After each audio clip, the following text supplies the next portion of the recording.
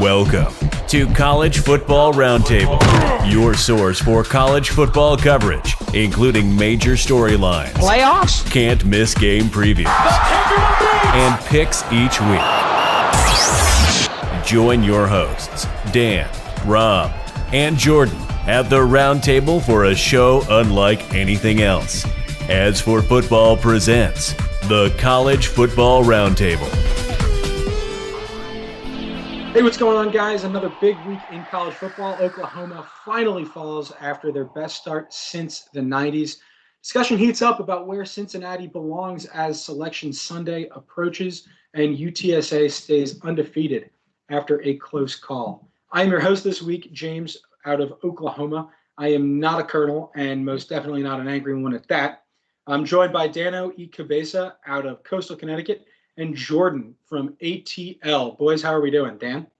Good, man. Any week that Army wins 63-10 is a good week. Amen. Jordan? Doing good. Happy that Army won. Sad that Navy didn't play so they could lose. But, that's life. They're going to lose this week. The salty Service Academy football fans. I love it. So, Service Academy results. Dan, you want to take us through what happened last week? Yeah, as we said, Army beat Bucknell 63-10 and became bowl eligible. Army's defense played really well. Points that Army gave up were largely due to special teams woes and one kind of ticky-tacky penalty. Their offense ran for 428 yards. 18 different players ran the ball. 9 players scored touchdowns. 3 players had catches. Awesome all the way around. Enough said. Navy had the week off, which was good for them. Not even being facetious, they needed that week off. Finally, Air Force beat in-state rival Colorado State to secure the Ram Falcon Trophy for the 5th straight time. I did not realize that one had gotten quite that lopsided. Final score, 35-21. Zoomies rushed for 388 yards. Brad Roberts had 151 of them. Letting him get loose was a bad mistake there, Colorado State. Hazik Daniels did pass for 121 yards, including 2 touchdowns, but he went 4 of 11 with an interception. That guy is all over the place. Finally, the Falcons held the Rams to just 308 yards. They had 2 interceptions, one of which was like the late dagger. Air Force is now 7-3. They look good. Finally, the Merchant Marine Academy beat the Coast Guard Academy in the Secretary's Cup. 3rd straight cup win for the Mariners. That one was apparently streamed on ESPN3. I was, of course, in the car during a hailstorm. Kings Point won 49-14, outgained the Bears 561 yards to 279. Halftime score was 28-0, so really this one was never close. Unfortunately, the Merchant Marine Academy's loss to Springfield was enough to keep them out of the D3 playoffs this year. But, yeah, they were good. So James... Yeah, go ahead. Yeah, I don't know if you guys know this about me, but as a young James used to live in military housing at Kings Point. So I'm always glad when we take down those dirty bears from up in Dan's neck of the woods. Oh, that's wild. I had no idea. Yeah, so we got a question for the group here. I was thinking about it and I looked into it. It's a pretty big rivalry game for D3. They call it D3 Army Navy. I get Okay. it's a joke. But you have the Coast Guard Academies, their stadium holds 4,500 or something like that. Merchant Marine Academy, their stadium holds 5,800. You got to think that it's a bigger game than that. What do you guys think about Mikey Stadium hosting this if Army doesn't have a home game that year? I'm sure we could draw more interest than 5,800 people. It is good from the standpoint that the stadium itself is a capital asset. So if it's empty, it's literally not doing anything, which is kind of not a good use of a capital asset. But they got to figure out a good way, I think, to get complete strangers in and out of, the Mikey Stadium area and through Thayer Gate and all that stuff, which they've been really struggling with. It's been hard enough with Army home games when half the people know where they're going. You're talking about bringing in something like 12,000 people who have legitimately no idea where they're going. That might be tough, but it'd be worth exploring for sure. Yeah, so obviously there's a logistics issue, and I will say that I think that Mike Buddy, if there's a guy who can do it, it's him, and certainly he'll figure out how to advertise it the right way to get people through the gate. Jordan, how do you feel about having a game like that with some military value at a historic stadium like Mikey? I mean, I think it'd be cool for both of those programs, brothers in arms, or whatever you want to call it. I think from a long-term perspective, asking people, hey, you're going to do it at Mikey Stadium. That's great. Neutral site. I think it requires commitment. I don't think it's a one-off. I think you would need to do it multiple years in a row to continue to kind of garner that interest and build it over time. Because as Dan said, some people might look at that and be like, I don't know. It's 2.5 hours away, whatever. I don't know. I mean, I think it could be interesting. I don't think they're going to sell out Mikey Stadium, but if there's an opportunity to, sell 10,000 tickets instead of 4,500, it might be a moneymaker for everybody involved, and the academy gets some money. So I'm for it. Yeah, and the cool thing is, I mean, those academies are about 3 hours away from each other. It's an hour and 20 minutes up from Kings Point, and just over 2 hours from Newland in Connecticut. So it is sort of like a Philadelphia. It's not perfect, but it is somewhat equidistant from either academy. So that aspect could be good too. But maybe it's a good off-season question for Mike Buddy. Sure. So bottom line, Army still looks good heading in to the last 3 games of the season. Cupcake, and then the last 3 games of the season, including the bowl game. Air Force is playing for a better bowl at this point. Their bowl comes from the Mountain West slate. They have a very outside shot at winning their division to go to the Mountain West championship game. It requires them winning out and Utah State losing twice because Utah State beat them earlier in the year. Navy has looked better of late, especially on offense, but it's still a pretty stunted offense. It's saying it's gone from like the 129th best offense to the 115th best offense is an improvement, but it's not the one they're looking for, and it's not what Navy fans are used to. Jordan, you want to take us through the Commander-in-Chief status? Sure thing. Like we have noted and really kind of harped on, Army will win the trophy outright if with a win against Navy on December 11th. We beat Air Force last week, so we retain that trophy. Stays in West Point, New York. Beat Navy, we get our little thing engraved on the side of it. So hoping for a win on December 11th. Awesome. And then could you also take us through what happened this week with the AP top 25 ranked teams? Sure. So there were 64 ranked teams losing going into week 11, and with 6 more ranked teams losing again this week, we're up to 70 ranked teams losing this year. Teams ranked 4, 11, 16, 21, 22, and 23 all lost this past weekend. 9 Michigan beat 23 Penn State. 13 Wake Forest beat 21 NC State. Unranked Georgia State beat number 22 Coastal Carolina. Maybe the Group of 5 upset of the week. Number 11 A&M lost to number 12 Ole Miss. Unranked Mississippi State beat number 16 Auburn, and then number 4 Oklahoma lost to number 18 Baylor. So, lot of turmoil again in this season. Kind of raises the question about how good the polling is and how good the rankings are if everybody's always losing. Regardless, the new top 10 is Georgia, Alabama, Cincinnati, Oregon, Ohio State, Notre Dame, Michigan, Michigan State, Oklahoma State, and Ole Miss. And that's from the AP. We'll find out Tuesday night what the CFP ranks everybody at.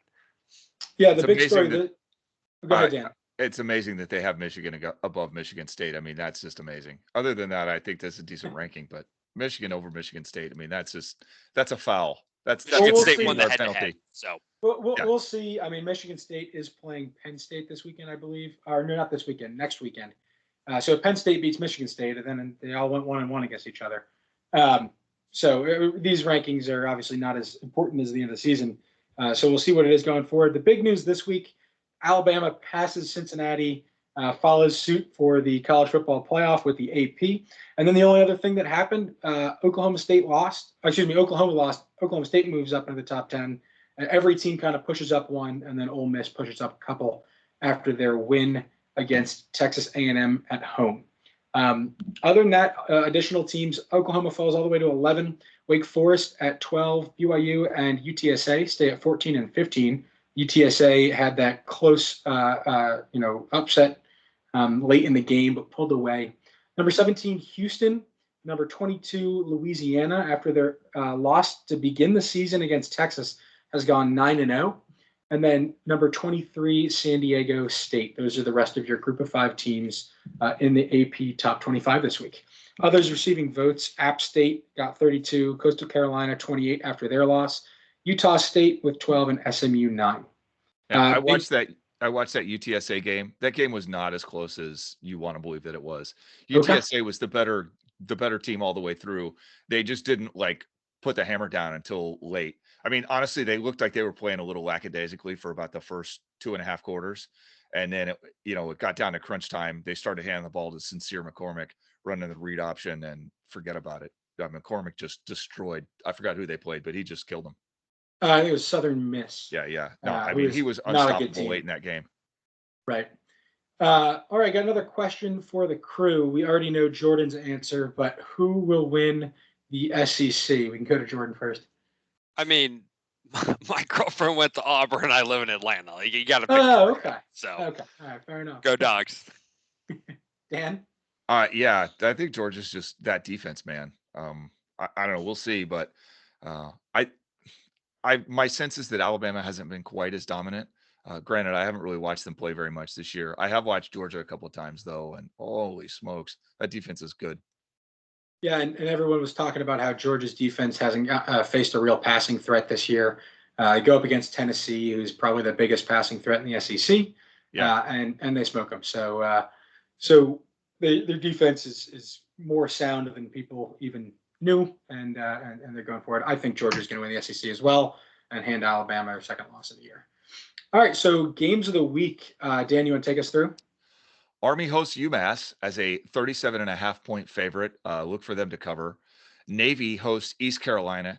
Pirates are favored by 4, looking for their 7th win. They were very impressive this past week against Memphis.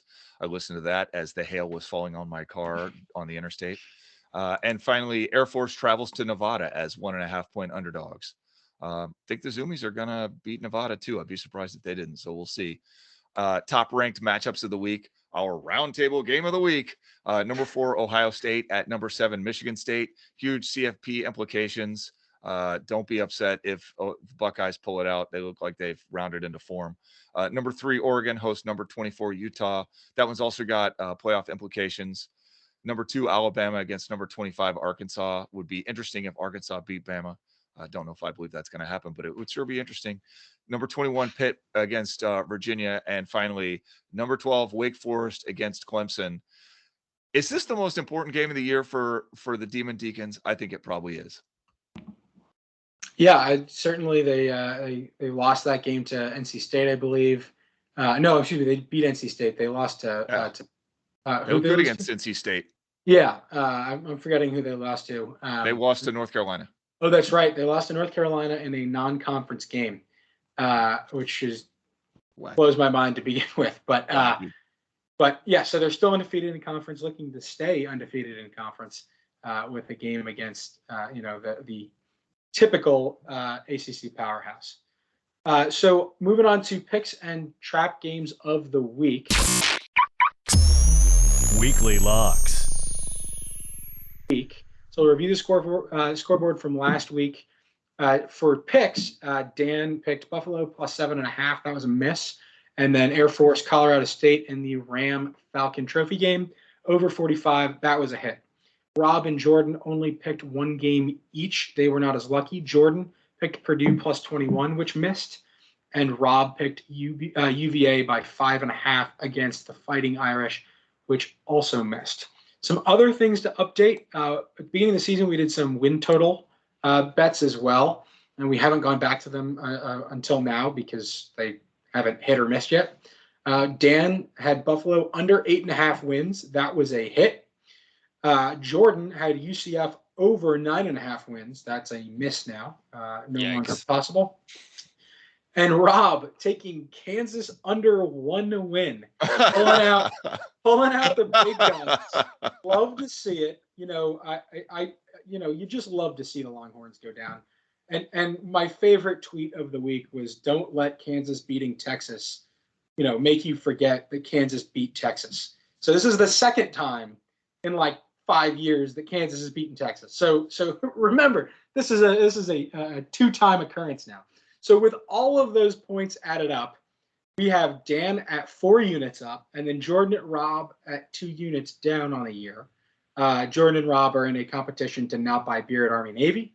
And then just to go through the real quick, the rest of those win totals, just to keep them in mind, we have Tennessee under 6 wins for Dan. That's still up in the air. USF over 3 wins for Jordan. That's up in the air. And Rob, Liberty under 9. That's also still up in the air. So the Army Liberty game will have some implications for Rob's season win total as well. Gentlemen, going into next week, we're obviously going to get Rob's picks later. Dan, what do you have? I took 2 Service Academy games. Air Force +2 at Nevada. I feel good about that. Granted, I have no idea how Nevada's playing, nor have I seen them, but I think Air Force is good, and I'd be surprised if they drop the game. And finally, I took UMass at Army over 56. I think the Black Knights are going to score over 56. That UMass defense is just not good. Trap game, we already talked about this. Wake Forest at Clemson. Wake has been so much better than Clemson all season, but this is the game everyone thinks they're going to lose, so we'll see. Okay, so Air Force +2, UMass Army over 56, and Wake Forest Clemson as the trap game. Jordan. I'm picking Wake Forest +3.5. I just think Clemson it's not their season, and Wake's been dominant. So we'll see what happens. And then the worst game, if you kind of want to feel better about yourself, I would watch Tulane at USF. 1-8 and 2-7. Neither of those teams are very good. So that'll be very interesting to see what happens, or frankly what doesn't happen. I just want to say, I know I'm down 2. I don't like this game that we're playing, and I did not want to play this. I was not given a choice. I tried to sit out. I tried to not respond to the text. I tried to not do anything. But here we are, and I'm at -2. Just for the record, didn't want to do this, but you have to have a good excuse idea. Like I do. Perfect. Yeah. What the hell are you doing, James? You just read off your little spreadsheet. Yeah, I built the spreadsheet. No, my job specifically prohibits gambling, so I can coordinate all of your gambling, but I can't gamble. I don't myself. gamble. You're gambling beer. I mean, that's really what it comes down to. Oh, okay. Whatever. I'll send you a list of the kinds of beers that you can bring. Maybe you and Rob will stay tied all the way through, and you can just split the bar bill. Whatever. Whatever. What a fixed income, okay?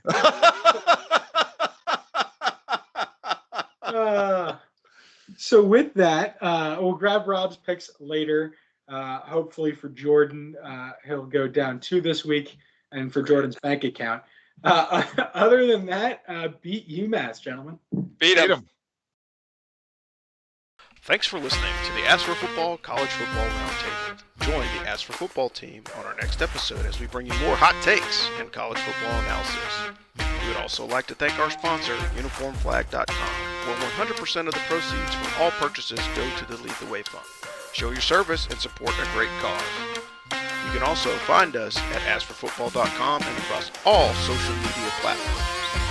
I would also like to give a quick shout out to our Globe platform presenters of our video podcast at VeteranTrashTalk.com.